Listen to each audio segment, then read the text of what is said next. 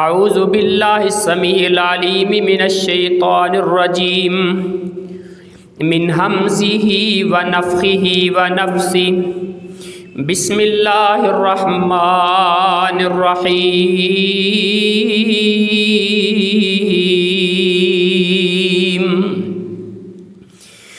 یا ایھا الذین آمنوا اذا قمتم الی الصلاة فاغسلوا وجوہکم وایدیکم الی المرافق وامسحوا برؤوسکم وارجلکم الی الکعبین وَإِن كُنتُم مَّرْضَىٰ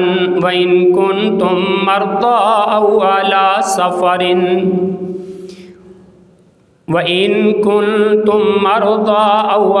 سَفَرٍ فَلَمْ تَجِدُوا مَاءً فَتَيَمَّمُوا صَعِيدًا طَيِّبًا فَامْسَحُوا بِوُجُوهِكُمْ وَأَيْدِيكُم مِّنْهُ مَا يُرِيدُ اللَّهُ لِيَجْعَلَ عَلَيْكُم مِّنْ حَرَجٍ وَلَٰكِن يُرِيدُ لِيُطَهِّرَكُمْ وَلِيُتِمَّ نِعْمَتَهُ عَلَيْكُمْ وَلَعَلَّكُمْ تَشْكُرُونَ۔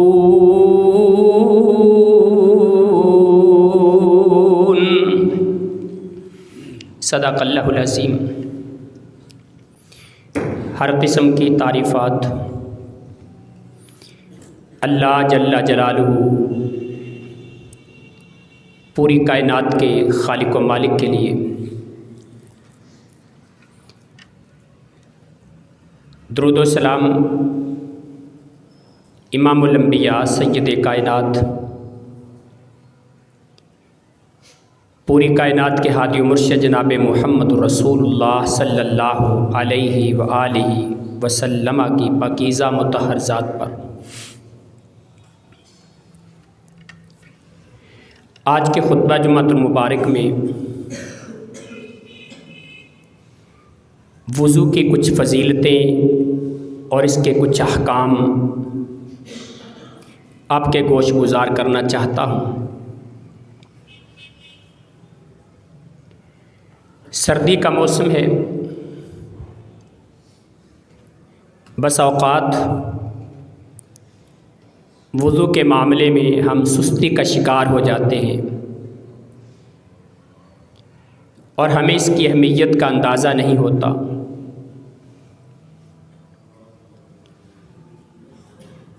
یقیناً کوئی ایک مسلمان بھی ایسا نہیں ہوگا کہ جو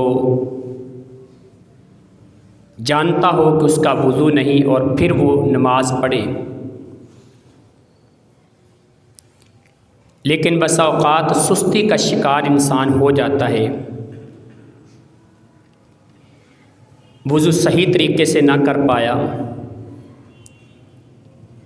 کچھ اعضاء یا کسی عضو کا کچھ حصہ خشک رہ گیا، اس کا اندازہ نہیں ہوتا۔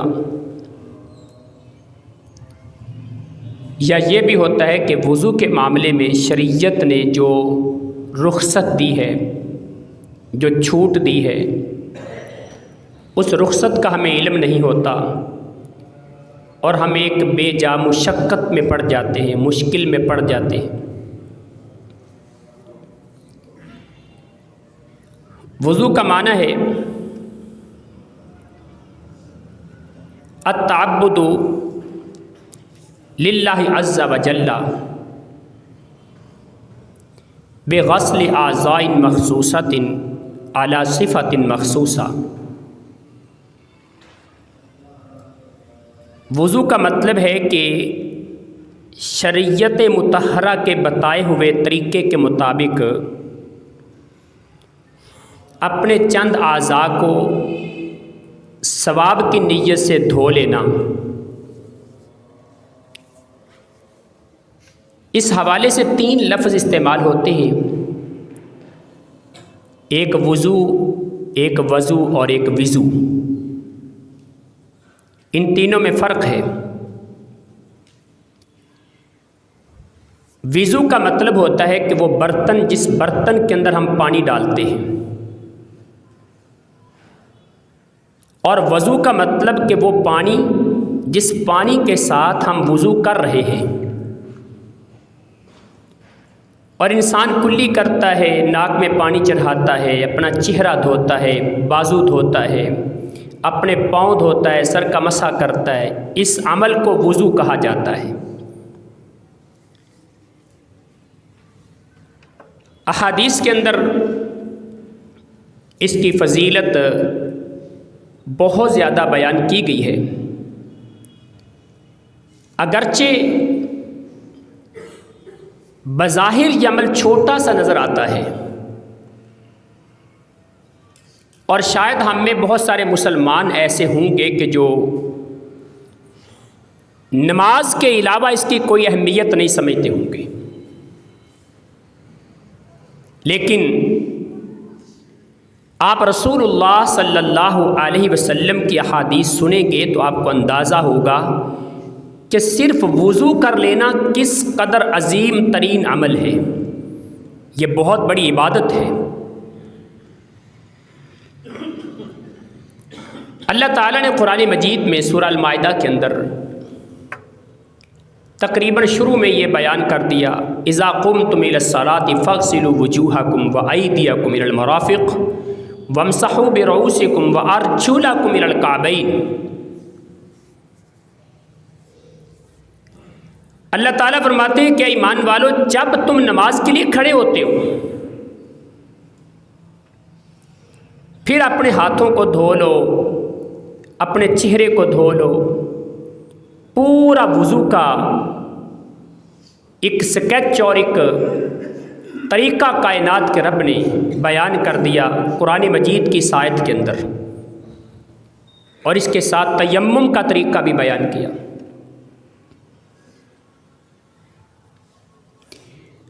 اللہ تعالیٰ فرماتے ہیں وَإِن كُنتُم مَّرْضَىٰ أَوْ عَلَىٰ سَفَرٍ أَوْ لَامَسْتُمُ النِّسَاءَ فَلَمْ تَجِدُوا مَاءً فَتَيَمَّمُوا صَعِيدًا طَيِّبًا۔ اگر تم وضو نہیں کر سکتے، بیمار ہو یا سفر پر ہو، تمہارے پاس پانی نہیں ہے، یا تم اپنے گھر میں رہائش پذیر ہو لیکن پانی نہیں مل رہا، اور یا تمہیں غسل کی ضرورت ہے، خامند اور بیوی کے تعلقات تھے، حاجت ہے غسل کی لیکن پانی نہیں مل رہا، تو پھر تمہیں چاہیے کہ تم پاکیزہ مٹی کے ساتھ تیمم کر لو۔ یہ آسانی دی ہے شریعت نے۔ رسول مکرم صلی اللہ علیہ وسلم نے اس چھوٹے سے عمل کو ایمان کا حصہ قرار دیا ہے کہ یہ ایمان کا حصہ ہے۔ یہاں سے پتہ یہ چلتا ہے کہ اگر کوئی انسان ہر نماز کے لیے وضو کرتا ہے، یا اکثر و بیشتر وضو کرتا ہے، یا ہمیشہ وضو سے رہتا ہے، کائنات کا خالق و مالک اس کے ایمان کو اسی قدر مکمل فرما دیتا ہے۔ اب اگر ایک حصہ ہے ایمان کا،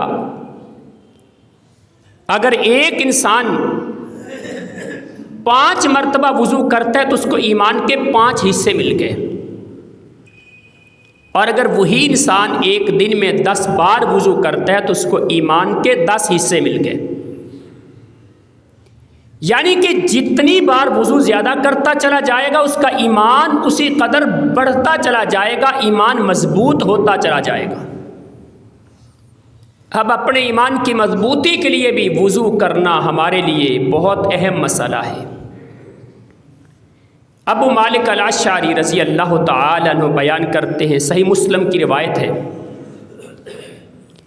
اس حدیث کا ایک ٹکڑا ہمارے آج کے موضوع سے متعلق ہے، لیکن میں ساری حدیث بیان کرنا چاہتا ہوں چونکہ حدیث بڑی کمال کی ہے۔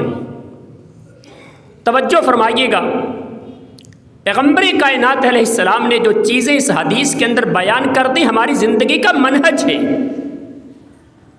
ایک مسلمان کی پوری زندگی کا خلاصہ رسول مکرم صلی اللہ علیہ وسلم نے اس ایک حدیث کے اندر بیان کر کے رکھ دیا۔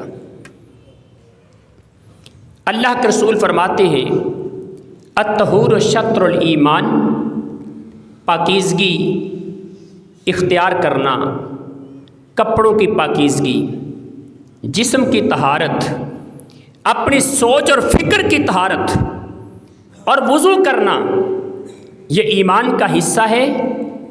والحمدللہ تملأ المیزان، ایک بار اللہ کی تعریف کا کلمہ کہہ دو، کائنات کا خالق و مالک نیکیوں کا سارا پلڑا بھر دے گا۔ تملأ المیزان، بلکہ میزان کے الفاظ پہ اگر غور کرتے ہیں نا، ان الفاظ کی گہرائی یہ بتاتی ہے کہ نیکیوں کا پلڑا تو نیکیوں سے بھرے گا، گناہوں والا پلڑا بھی اللہ نیکیوں سے ہی بھر دیتا ہے۔ تملأ المیزان، ایک بار رب کی تعریف کا کلمہ کہہ دو، اللہ کی تعریف ادا کر دو۔ کیسے کرنی؟ الحمدللہ الذی اطعم وسقا، الحمدللہ الذی کسانی ما اواری بھی، الحمدللہ الذی رد علی روحی وعافانی، الحمدللہ الذی عافانی مما ابتلاک بہ فضلنی علی کثیر۔ کتنے تعریف کے کلمات ہیں، سبحان اللہ وبحمدہ، سبحان اللہ العظیم، ربنا لک الحمد حمدا کثیرا طیبا مبارکا، یا ربی لک الحمد کما ینبغی لجلال وجہک ولعظیم سلطانک۔ کتنے کلمات ہیں اللہ کی حمد کے، الحمدللہ رب العالمین۔ ایک بار رب کی تعریف کا کلمہ کہہ دینے سے کائنات کا خالق و مالک سارے کا سارا ترازو نیکیوں سے بھر دیتا ہے۔ اور ترازو اتنا چھوٹا نہیں ہے، ترازو کتنا بڑا ہے؟ رسول اللہ فرماتے ہیں ساتوں زمینیں ساتوں آسمان اس ترازو کے ایک پلڑے میں رکھ دیے جائیں پھر بھی نہیں بھرتا۔ ایک مومن کی زبان سے نکلنے والا تعریف کا ایک کلمہ اتنا وزنی ہے، وہ پورے کے پورے ترازو کو بھر کے رکھ دیتا ہے۔ اور پھر رسول اللہ فرماتے ہیں وسبحان اللہ والحمدللہ تملأان، سبحان اللہ اور الحمدللہ کہنے سے یہ دونوں کلمے انسان کے ترازو کو نیکیوں سے بھر دیتے ہیں۔ او تملأ ما بین السماوات والارض، راوی کو شک ہے اللہ کے رسول نے یہاں ترازو کا ذکر کیا یا خلا کا ذکر کیا؟ راوی کہتا ہے سبحان اللہ الحمدللہ کہنے سے رسول اللہ نے فرمایا زمین سے لے کے آسمان تک جتنا خلا ہے سارا نیکیوں سے بھر جاتا ہے۔ اور جانتے ہیں خلا کتنا بڑا ہے، چھوٹا نہیں ہے یہ 12 کروڑ زمینیں اکٹھی کریں، اس خلا کے اندر سورج موجود ہے، ایک سورج کے برابر ہے۔ 99 کروڑ سورج اکٹھے کریں اور یہ 99 کروڑ سورج ایک سیارے کے برابر ہیں۔ 250 ارب سیارے اکٹھے کریں ایک گلیکسی کے برابر ہیں، اور 200 ارب سے زیادہ گلیکسیز اکٹھی کی جائیں ایک کلسٹر کے برابر ہیں، اور اس طرح کے اربوں کلسٹر اکٹھے کیے جائیں تو ایک سپر کلسٹر بنتا ہے۔ لیکن اس کے باوجود اتنی بڑی کائنات، اتنے بڑے بڑے بلیک ہولز ہیں، یہ جتنی کائنات دریافت ہو چکی ہے ساری کائنات ایک بلیک ہول میں گم ہو سکتی ہے، اور اس طرح کے اربوں بلیک ہولز مل چکے ہوئے ہیں۔ اور آپ شاید حیران رہ جائیں کتنی بڑی کائنات ہے، خلا کتنا بڑا ہے۔ سائنس اس وقت یہ بات ثابت کر چکی ہے، جتنا بڑا ہمارا سمندر ہے نا، زمین کے 3 حصے پانی ہے، 3 حصوں پہ سمندر ہے، 1 حصے پہ زمین ہے۔ اتنا بڑا سمندر 140 کھرب سمندر اکٹھے کیے جائیں تو اتنا پانی رب نے خلا کے اندر رکھا ہوا ہے۔ اور مجھے رسول اللہ صلی اللہ علیہ وسلم کی وہ حدیث بھی پھر یاد آتی ہے۔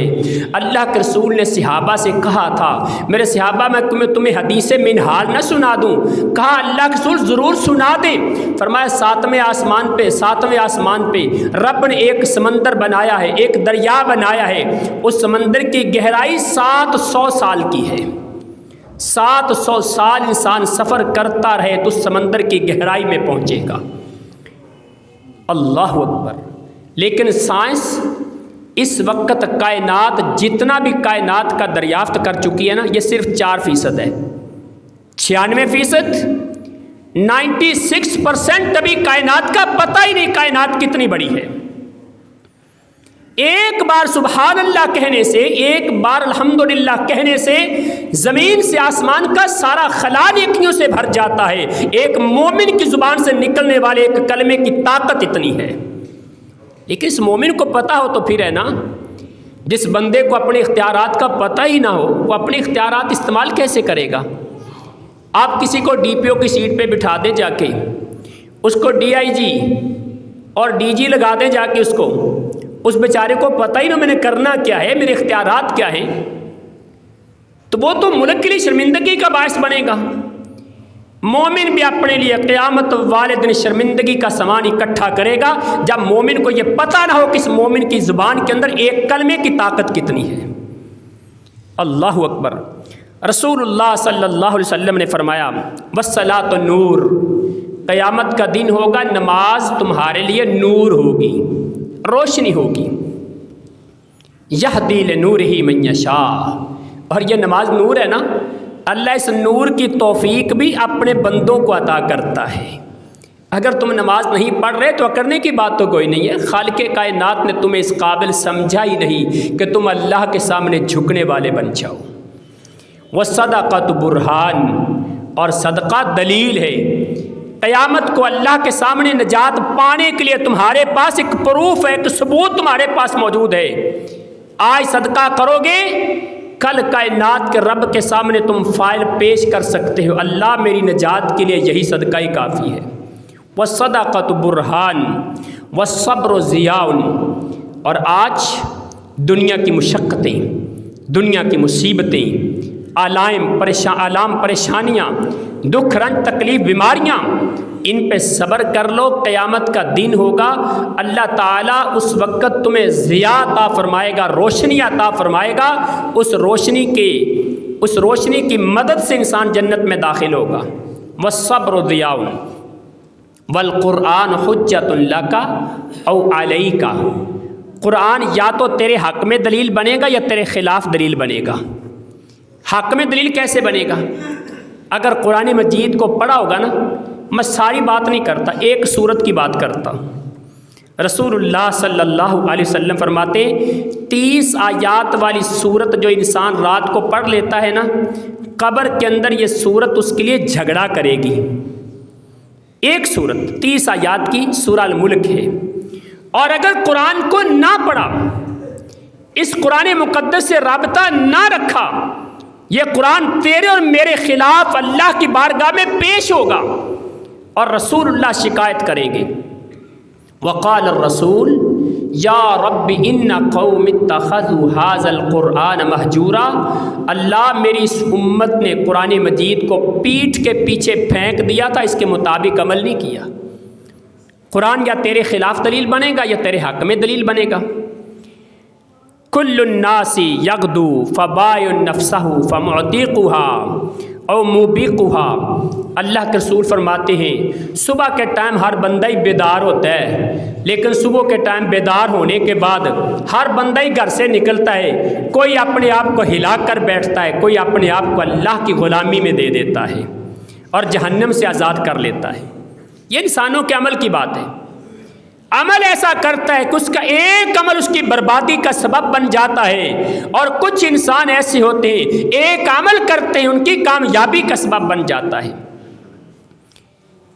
وضو کے حوالے سے دوسری حدیث رسول اللہ صلی اللہ علیہ وسلم بیان فرماتے ہیں، صحیح بخاری کی روایت ہے، جناب عثمان ابن عفان رضی اللہ تعالیٰ عنہ بیان کرتے ہیں، جناب عثمان نے رضی اللہ تعالیٰ عنہ ایک دفعہ لوگوں کے اندر وضو کیا، وضو کر کے دکھایا کہ وضو ایسے کرتے ہیں، طریقہ بتایا، سارا طریقہ بتانے کے بعد پھر آپ فرماتے ہیں انی رأیت رسول اللہ صلی اللہ علیہ وسلم توضأ مثل وضوء ھذا، میں نے پیغمبر کائنات علیہ السلام کو دیکھا تھا، اللہ کے رسول نے ایسے ہی وضو کیا تھا جیسے میں نے تمہیں کر کے دکھایا ہے۔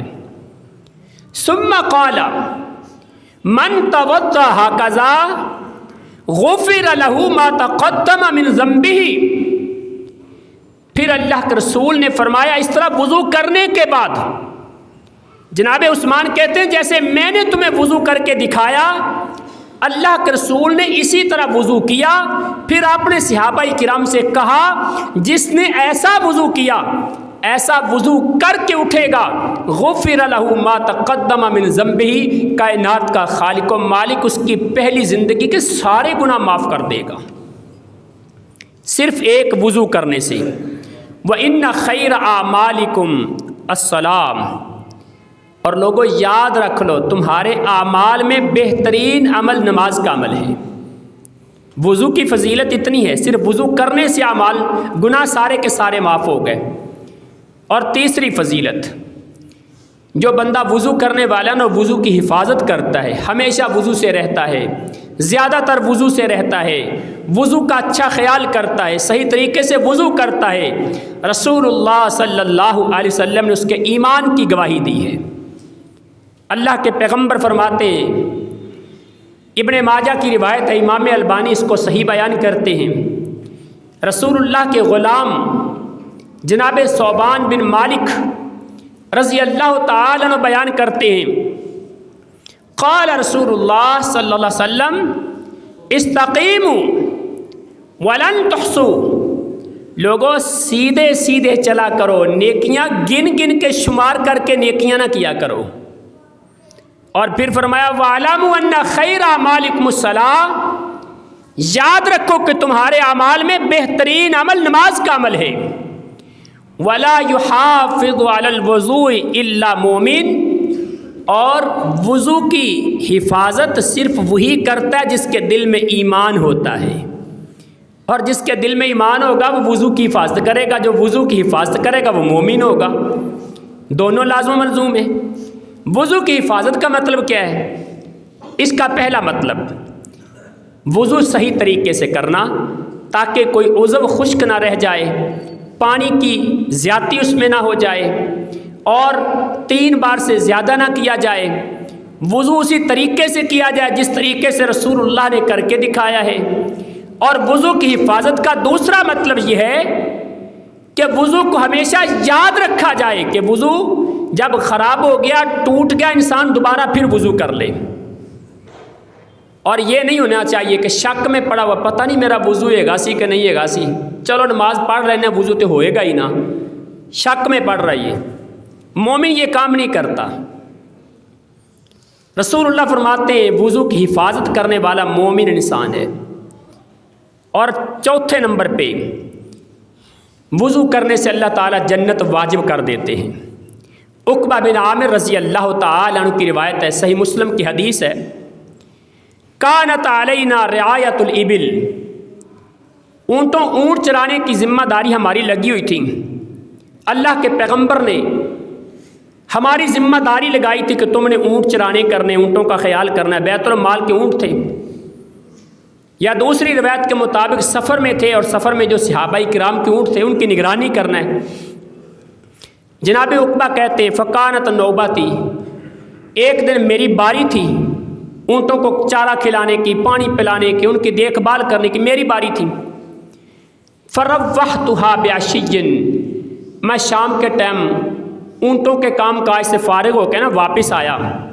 فادرکت رسول اللہ صلی اللہ علیہ وسلم قائما یحدث الناس، میں نے دیکھا کہ میرے محبوب مرشد میرے سرتاج پیغمبر کائنات محمد الرسول اللہ صلی اللہ علیہ وسلم آپ کھڑے ہیں اور لوگوں کو حدیثیں بیان کر رہے ہیں.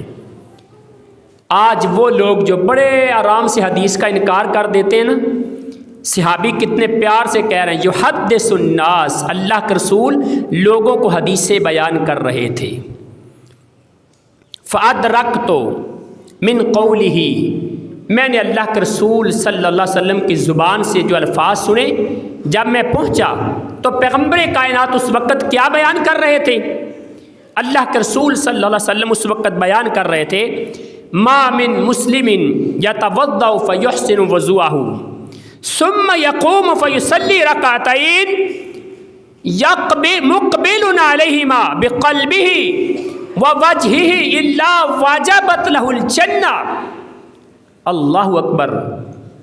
جناب عقبہ کہتے میں نے رسول اللہ کو سنا، جب میں پہنچا اللہ کے رسول یہ بیان کر رہے تھے جو بندہ وضو کرے، بڑا خوبصورت وضو کرے، پھر 2 رکعت نماز پڑھے، اپنے دل کی توجہ کے ساتھ چہرہ قبلے کی طرف کر کے اچھے طریقے سے 2 رکعت نماز پڑھ لے، وہ نماز کا سلام بعد میں پھیرتا ہے، کائنات کا خالق و مالک جنت کا سرٹیفکیٹ اس کے ہاتھ میں تھما دیتے ہیں۔ الا وجبت لہ الجنہ، جنت اس کے لیے واجب ہو چکی ہوتی ہے۔ جناب عقبہ کہتے جب میں نے رسول اللہ کی زبان سے یہ الفاظ سنے نا، میں نے کہا واہ واہ واہ واہ واہ واہ، جیسے بندہ خوشی سے کہتا ہے نا واہ کمال ہو گیا جناب، کیوں ڈی پیاری حدیث ہے۔ جب میں نے خوشی میں ایسے کہا، ایک آدمی نے میری طرف دیکھا پیچھے مڑ کے اور مجھے کہتا رسول اللہ نے اس سے پہلے جو بیان کیا تھا وہ اس سے بھی پیارا تھا۔ میں نے دیکھا وہ آدمی کون ہے، وہ عمر بن خطاب رضی اللہ تعالی عنہ ہیں۔ مجھے پیچھے مڑ کے دیکھا نا تو کہنے لگے عقبہ مجھے لگتا ہے کہ تو ابھی ابھی آیا ہے، لیکن رسول اللہ نے اس سے پہلے جو بیان کیا وہ اس سے بھی زیادہ خوشی کی بات تھی۔ میں نے کہا وہ کیا بات تھی؟ جناب عمر رضی اللہ تعالی عنہ نے مجھے بتایا اللہ کے پیغمبر نے کہا تھا جو بندہ وضو کرنے کے بعد یہ کلمات کہہ دیتا ہے اشہد ان لا الہ الا اللہ وحدہ لا شریک لہ واشہد ان محمد عبدہ ورسولہ الا فتحت لہ ثمانیۃ ابواب الجنہ، کائنات کا خالق و مالک یہ کلمات کہنے والے کے لیے جنت کے 8 دروازے کھول دیتا ہے۔ اگر جنت کے دروازے 8 ہیں نا تو یاد رکھیں رب نے جنتیں بھی 8 ہی بنائی ہیں۔ 8 جنتوں کے 8 دروازے کھل گئے، گویا کہ کائنات کا رب اس انسان کے لیے 8 جنتیں کھول دیتا ہے، جس جنت میں چاہے داخل ہو جائے۔ اللہ اکبر، ایک وضو کی وجہ سے جنت کا دروازہ کھل گیا، جنت فرض ہو گئی، اس کے لیے لازم ہو گئی۔ عمل چھوٹا سا ہے لیکن درجہ کتنا بڑا ہے۔ 5ویں نمبر پہ حج کا ثواب مل جاتا ہے وضو کرنے کی وجہ سے۔ رسول اللہ صلی اللہ علیہ وسلم فرماتے ہیں، ابو امامہ الباہلی بیان کرتے ہیں، سنن ابی داود کی روایت ہے، ان رسول اللہ صلی اللہ علیہ وسلم قال من خرج من بیتہ متطہرا الی صلاۃ مکتوبہ فاجرہ کاجر الحاج المحرم۔ جو بندہ اپنے گھر سے وضو کر کے نکلتا ہے نا، میں پہلے بھی کئی بار یہ بتا چکا ہوں، اللہ کے بندو یہ جو مسجد میں بیت الخلاء بنے ہوتے ہیں نا اور ٹوٹیاں ہوتی ہیں، یہ صرف عارضی طور پہ ہوتی ہیں، یا تو مسافروں کے لیے جو بندہ کہیں سفر سے آ رہا ہے وہ یہاں کے واش روم کو استعمال کرے، یہاں کی ٹوٹیاں استعمال کرے، یا اگر یہاں پہ کسی کا وضو خراب ہو جائے تو وہ گھر نہ جانا پڑے اسے، چلو سہولت مل گئی یہاں پہ کر لو۔ لیکن اصل ثواب گھر سے وضو کر کے آنے کا ہے۔ آپ اپنے گھر سے وضو کر کے نکلیں، گھر سے وضو کر کے نکلنے کے 2 اجر میں یہاں بیان کر دیتا ہوں، ایک اس حدیث کے اندر ہے، پہلے وہ سن لیں اور دوسرا بعد میں بیان کرتا ہوں۔ اللہ کے رسول نے فرمایا جو بندہ فرضی نماز پڑھنے کے لیے اپنے گھر سے وضو کر کے آتا ہے نا، کائنات کا خالق و مالک اس بندے کو اس حاجی کی طرح ثواب عطا فرماتا ہے جو حاجی احرام باندھ کے حج کرنے جاتا ہے۔ اب سارے حاجی احرام باندھ کے جاتے ہیں، لیکن رسول اللہ نے یہاں یہ کیوں کہہ دیا؟ تسلی دینے کے لیے، یقین دلانے کے لیے۔ ایک حاجی احرام کا کپڑا خریدتا ہے، ویزا لیتا ہے، ٹکٹ لیتا ہے، وقت نکالتا ہے، لاکھوں روپیہ لگاتا ہے، وہ حج کر کے واپس آتا ہے، کیا پتا اس کا حج قبول ہوا یا نہیں ہوا۔ ادھر ایک نمازی اپنے گھر سے وضو کر کے نکلا، مسجد ربانی میں آ کے فرض نماز ادا کر لی، ابھی یہ واپس نہیں پلٹا، کائنات کا خالق و مالک اس کے نامہ اعمال میں مکمل حج کا ثواب درج فرما دیتا ہے۔ اور اگر گھر سے وضو کر کے نکلا نا، اس کا دوسرا ثواب یہ ملتا ہے، ہر قدم کے بدلے میں اللہ تعالیٰ 1 گناہ معاف کرتے ہیں اور 1 درجہ بلند کر دیتے ہیں۔ سیدہ عائشہ بیان کرتی ہیں جنت کے اندر اللہ نے 100 درجے بنائے ہیں، اور 1 درجے کا فاصلہ دوسرے درجے سے اتنا ہے جتنا زمین سے آسمان کا فاصلہ ہے۔ آپ کے کتنے قدم ہوں گے، کتنے درجات بلند ہو جائیں گے۔ آگے چلتے ہیں جی، 6 نمبر پہ رفع درجات۔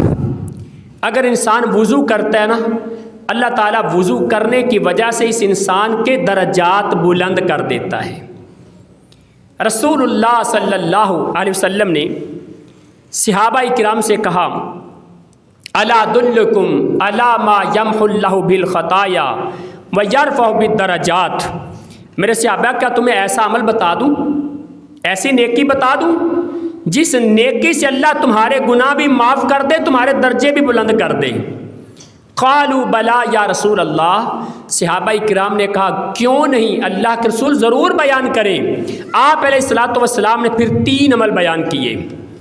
اسباغ الوضوء علی المکارہ، جب وضو کرنے کو دل نہ چاہے، سردی کا موسم ہے، ٹھنڈا پانی ہے، اور کسی میری بیٹی بہن نے میک اپ کیا ہوا ہے اور وضو کرنے کو دل نہیں چاہتا، انسان یہ چاہتا ہے کہ وضو نہ کرنا پڑے، اپنے کپڑوں کا بھی خیال کرتا ہے۔ کتنے شوق سے استری کیے ہوئے ہیں، وضو کروں گا چھینٹے پڑ جائیں گے، پتہ نہیں کوئی داغ نہ لگ جائے، اور وضو کرنے کو دل نہیں چاہ رہا۔ ایسی صورت میں کوئی انسان مکمل وضو کرتا ہے تو کائنات کا خالق و مالک اس کے گناہوں کو بھی معاف کر دیتا ہے، اس کے درجات بھی اللہ بلند کر دیتا ہے۔ وَكَثْرَةُ الْخُطَىٰ إِلَى الْمَسَاجِدِ، اور مسجد کی طرف زیادہ قدم چل کے آنا، اللہ اس سے بھی درجے بلند کرتا ہے، گناہ بھی معاف کرتا ہے۔ اور تیسرا عمل وانتظار الصلاۃ بعد الصلاۃ، ایک نماز پڑھنے کے بعد دوسری نماز کا انتظار کرنا، اللہ اس سے گناہ بھی معاف کرتا ہے، مومن کے درجات بھی بلند کرتا ہے۔ آگے چلتے ہیں، 2 حدیثیں اس حوالے سے رسول اللہ کی آپ کے گوش گزار کرتا ہوں۔ اس سے فرشتے کا ساتھ بھی ملتا ہے۔ بھائی ہم بڑے بڑے لوگوں کا ساتھ چاہتے ہیں، سیلفیوں کا ایک بڑا رواج ہے آج کل، کتے کو بندہ چنگا لب جائے نا، ہر بندے کی کوشش ہوتی میں سیلفی نال لے لواں، اور ہر بندہ اس کوشش میں ہے کہ میں نے فلاں سے ملاقات کی، فلاں سے ملا میں۔ یہ پچھلے دنوں فضیلت الشیخ ڈاکٹر ذاکر نائک حافظہ اللہ تعالی، اللہ تعالیٰ ان کی حفاظت فرمائے، وہ آئے تھے۔ ملک پاکستان کے کتنے مسلمانوں نے محبت کا اظہار کیا، وقت نکالا، گاڑیوں کا پیٹرول خرچ کیا، اور اپنے سفر لمبے لمبے کر کے ان کی ملاقات کے لیے گئے، زیارت کرنے کے لیے گئے۔ لیکن اگر آسمان سے فرشتہ آ جائے اور آسمان کا فرشتہ آ کے کہے بھی آج رات میں نے تیرے ساتھ سونا ہے، کٹھے دو میں ایک بستر تے سواں گے، بھئی تانوں قبول ہے؟ پسند کرتے ہیں اس بات کو؟ رسول اللہ صلی اللہ علیہ وسلم کا فرمان ہے، ابن عمر بیان کرتے ہیں، صحیح الجامع کی روایت ہے، قال رسول اللہ صلی اللہ علیہ وسلم طہروا اجسادکم طہرکم اللہ، اپنے جسم تم پاک رکھا کرو، تمہارے اندر کو اللہ پاک کر دے گا۔ تمہارے خیالات، تمہاری سوچیں، تمہارے فکر، تم باوضو رہا کرو، اللہ تمہاری سوچ پاکیزہ کر دے گا۔ فَإِنَّهُ لَيْسَ عَبْدٌ يَبِيتُ طَاهِرًا، رات کو جو بھی بندہ وضو کر کے سوتا ہے نا، رات کو سونے سے پہلے وضو کر لیا، عشاء کی نماز پڑھی، اس کا وضو برقرار ہے، اسی وضو کے ساتھ سو گیا۔ اگر وضو خراب ہو چکا ہے دوبارہ وضو کر لیا، رات کو سونے سے پہلے وضو کر لیتا ہے، الا بات ماہ ملک فی شعارہ، اللہ کا ایک فرشتہ اس کے شعار میں اس کے ساتھ رات گزارتا ہے۔ الفاظ پہ غور کیجئے، فرشتہ کہاں رات گزارتا ہے؟ اس کے ساتھ، اس کے شعار میں رات گزارتا ہے۔ شعار، شعار عربی میں کس کو کہتے ہیں؟ یہ جو آپ نیچے کپڑا پہنتے ہیں نا، آپ بنیان پہنتے ہوں گے لازمی طور پہ، قمیص اتارتے ہیں بنیان نیچی ہوتی ہے، اس بنیان کے ساتھ مل کے فرشتہ رات گزارتا ہے۔ رسول اللہ نے یہ کیوں کہہ دیا؟ قربان جائیں پیغمبر کائنات کی زبان کی فصاحت کتنی بڑی ہے۔ ہمارے عام لوگوں کی روٹین ہوتی، اکثر لوگوں کی، میجورٹی کی، وہ رات کو سوتے وقت قمیص اتار کے سوتے ہیں، بنیان پہنی ہوتی ہے، شرٹ پہنی ہوتی ہے، ٹی شرٹ پہنی ہوتی ہے، ٹروزر پہنا ہوتا ہے، نائٹ ڈریس پہنا ہوتا ہے، وہ رات کو سونے سے پہلے اپنا یہ لباس اتار دیتے ہیں، اور چونکہ یہ اندر کا لباس ہوتا ہے نا، تو اللہ کے رسول نے فصاحت کے ساتھ بیان کر دیا، وضو کر کے سو گے فرشتہ تمہارے ساتھ یوں چمٹ کے سوئے گا۔ مطلب کیا ہے؟ جتنی رحمت آسمانوں سے لے کے آیا وہ ساری کی ساری رحمت وہ فرشتہ تمہارے بستر پہ چھوڑ کے جائے گا۔ اللہ اکبر۔ اور اس سے آگے چلتے ہیں، معاذ بن جبل رضی اللہ تعالی عنہ بیان کرتے ہیں، ما من مسلم یبیت علی ذکر طاہرا فیتعار من اللیل فیسأل اللہ خیرا من الدنیا والآخرہ الا آتاہ ایاہ۔ سنن ابی داود کی روایت ہے۔ ایک سوال کر لوں آپ لوگوں سے، بھئی کون بندہ جو کہتا کہ میری دعا کوئی قبول نہیں ہوتی؟ دعائیں قبول کروانی ہے نا، طریقہ رسول اللہ نے بتا دیا ہے۔ اللہ کے پیغمبر نے فرمایا، جو بندہ رات کو سونے سے پہلے وضو کر لیتا ہے، وضو کر کے پھر اپنے بستر پہ لیٹتا ہے، اور سونے کے جو اذکار ہیں وہ انشاءاللہ میں پھر کسی ٹاپک میں بتاؤں گا کہ رات کو سونے سے پہلے اذکار کیا کرنے ہیں، لیکن وضو کر کے اپنے بستر پہ لیٹا، رات کو سوئے سوئے اس انسان کی آنکھ کھل گئی، بیدار ہوا۔ جب بیدار ہوا نا، اپنے بستر پہ لیٹے لیٹے ہی نا اپنے رب سے دنیا کی کوئی چیز مانگے گا اللہ وہ عطا کر دے گا، قیامت کی چیز مانگے گا اللہ وہ عطا کر دے گا۔ جو بھی دعا کرے گا کائنات کا خالق و مالک اس کو لازماً قبول فرمائے گا، اس کی دعا کو اللہ رد نہیں کرے گا۔ کیوں؟ انہو بات طاہرا، یہ وضو کر کے سویا تھا۔ اور تیسری بات بھی یاد رکھیں، جب کوئی انسان وضو کر کے سوتا ہے نا، اور یہ تو رات کو سویا رہتا ہے، حدیث کے الفاظ ہیں، کائنات کا رب ایک فرشتہ نازل کرتا ہے، یہ بندہ سویا ہوا فرشتہ ساری رات دعائی کرتا رہتا ہے، اور دعا پتہ کیا کرتا فرشتہ؟